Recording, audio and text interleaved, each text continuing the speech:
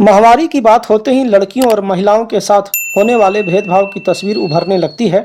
खासकर ग्रामीण और कामकाजी महिलाओं को तो आए दिन इसका सामना करना पड़ता है। महिलाओं में माहवारी एक प्राकृतिक प्रक्रिया है जिसका भारतीय समाज में बहुत बड़ा हौवा बनाकर रखा गया है। इस बारे में बात करते समय लोग असहज हो जाते हैं। माहवारी के दिनों में तकरीबन 80% महिलाएं गंदे कपड़े, राख और पत्ते का इस्तेमाल करती हैं। उन्हें कोई छूता नहीं है। घर या रसोई से उन्हें बाहर बैठा दिया जाता है। ऐसा लगता है उसने कोई बहुत बड़ा अपराध कर दिया है। उनको मंदिर जाने या पूजा करने की मनाही होती है। अचार छूने, रसोई घर में जाना भी इस दौरान उनका मना हो जाता है। और तो और उन्हें परिवार के किसी भी पुरुष सदस्य से इस विषय में बातचीत पर चर्चा नहीं करने दी जाती है। आज अंतर्राष्ट्रीय माहवारी स्वच्छता दिवस के अवसर पर नव अस्तित्व फाउंडेशन के द्वारा लोगों को जागरूक करने का काम किया गया। इसमें बड़ी संख्या में जीविका से जुड़ी दीदियां भी शामिल थीं। जब मैं घर आई तो मैं थोड़ी देर चुपचाप अपने कमरे में बैठ गई जाकर, और फिर मुझे लगा कि नहीं, मैंने तो अभी तक किसी को कुछ बताया नहीं, फिर ना ही मैंने अपने किसी दोस्त को बताया। फिर अब मैं क्या करूं? आखिर इस समस्या के साथ मैं कितनी देर तक अकेली जूझती रहूं, और मैं बोलूं तो बताऊं तो किसे बताऊं? तो फिर मैंने अपनी मम्मी को बोला कि मम्मी मुझे आपसे कुछ बात करनी है। तो मम्मी बोले आखिर ऐसा क्या हुआ कि इतना चुपचाप हो? आखिर स्कूल में कुछ हुआ तुम्हारे साथ क्या, या फिर कोई भी दिक्कत है तो बताओ। तो फिर मम्मी को बोला मम्मी देखिए ना, मैं जब एग्ज़ाम दे रही थी तो मुझे ऐसा लगा कि कुछ गीलापन सा हो रहा है, और मैंने जब अब बाथरूम में जाकर देखा तो पूरा कपड़ा मेरा लाल कलर से पूरा भर गया था। तो मुझे बहुत डर हो रहा था, और मैं इस डर के कारण ना ही आज अपनी एग्ज़ाम की कॉपी अच्छे से लिख पाई, और ना ही किसी फ्रेंड्स को बाय भी बोला। बस ऐसे ही मैं अपने स्कूल से निकल कर घर आ गई, और मुझे ऐसा लग रहा है कि मैंने आखिर ऐसा क्या किया और मेरे साथ ये क्या हो गया। तब मम्मी ने मुझे बहुत ही सहमता के साथ कहा कि पहले तुम बाथरूम जाओ, फ्रेश हो जाओ, फिर मैं तुमको बताती हूँ कि ये सब क्या हो रहा है। तो फिर जब मैं बाथरूम से फ्रेश होकर आई तो उसने कहा कि ये लो सैनिटरी पैड है। तो तभी हमारे घर पे अवेलेबल नहीं था, क्योंकि माँ कभी इसको यूज़ नहीं करती थी। हम लोग कपड़ा ही, माँ को मैंने जब भी देखा तो मतलब बताती तो नहीं थी कि वो क्या है, तो फिर भी जब भी उसको मैंने देखा तो वो कपड़ा ही सूती यूज़ करती थी। तो वो बोली कि ये कपड़ा लेते जाओ बाथरूम और इसको तुम यूज़ कर लेना अच्छे से।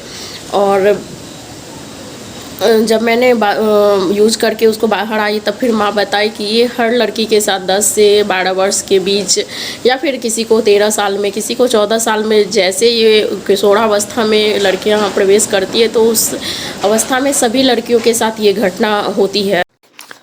प्रत्येक वर्ष 28 मई को अंतर्राष्ट्रीय मासिक धर्म स्वच्छता दिवस मनाया जाता है।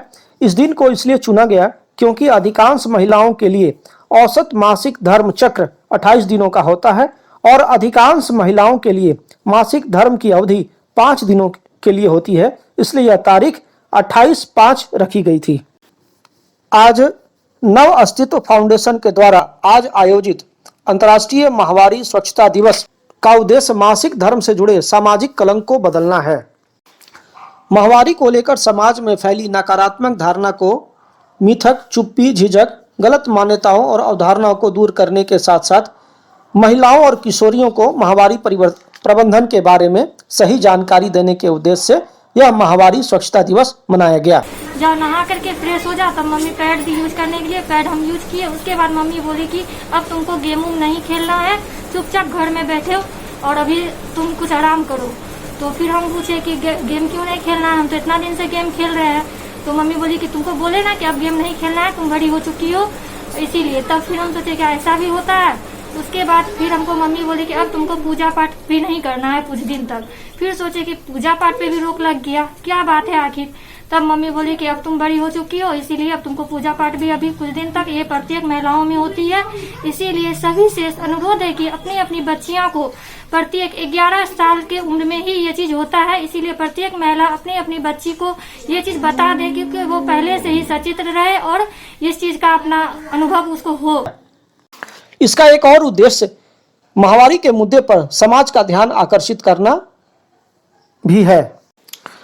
वस्तुतः माहवारी एक प्राकृतिक नेचुरल प्रक्रिया है जो सभी लड़कियों में किशोरावस्था के अंतिम चरण से शुरू होकर उनके संपूर्ण प्रजनन काल तक जारी रहती है। यह एक सामान्य हार्मोनल प्रक्रिया है। महिलाओं को स्वास्थ्य और स्वच्छता के प्रति जागरूक करने से भारत की आधी आबादी को निश्चित रूप से इसका लाभ मिलेगा। ऐसा अक्सर देखा गया है कि संसाधनों की कमी, शिक्षा, व्यक्तिगत स्वच्छता के बारे में जागरूकता की कमी और स्वच्छता के उत्पादों के बारे में सही जानकारी न होने के कारण ग्रामीण महिलाओं के साथ स्त्री रोग की बहुत सारी समस्या हो रही है। इन सब के पीछे मूल कारण गरीबी और अशिक्षा है। आज के दौर में शिक्षा के मुख्य पाठ्यक्रम में यौन शिक्षा को शामिल करना जरूरी है। मासिक धर्म के बारे में बताने वाली सबसे अच्छी जगह स्कूल है। इस विषय को यौन शिक्षा एवं स्वच्छता से जोड़कर चर्चा किया जा सकता है। घर में बच्चियों की मां को भी इस बारे में अपनी सोच बदलने की जरूरत है। इन कठिन दिनों में सैनिटरी पैड्स के उपयोग से कई बीमारियों से बचा जा सकता है, लेकिन दुर्भाग्य यह है कि भारत में मात्र 20% महिलाएं ही पैड का इस्तेमाल करती हैं। इस संवेदनशील विषय पर समाज में जागरूकता फैलाने के लिए पैडमैन जैसी फिल्में बहुत जरूरी हैं। भारत सरकार के द्वारा भी किशोर लड़कियों के लिए कई हितकारी योजनाएं शुरू की गई हैं। अब स्कूलों में भी पैड बैंक बनाकर किशोरियों को इसके प्रति संवेदनशील बनाया जा रहा है। माहवारी स्वच्छता प्रबंधन पर समाज को अब चुप्पी तोड़ने की जरूरत है। जब मैं पहली बार पीरियड हुई थी मैं तो डर गई थी।